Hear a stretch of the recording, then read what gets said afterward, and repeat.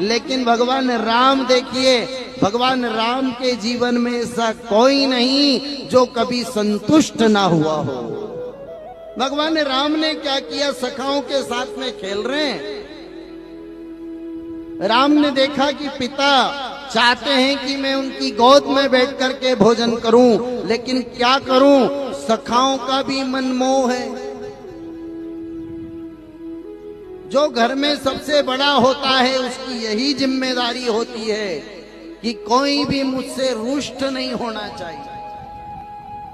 भगवान राम ने जो जीवन में किया है वही हमें धारण करना है। ये शिक्षा दे रहे हैं भगवान कि जीवन में कोई भी आपसे असंतुष्ट ना रहे।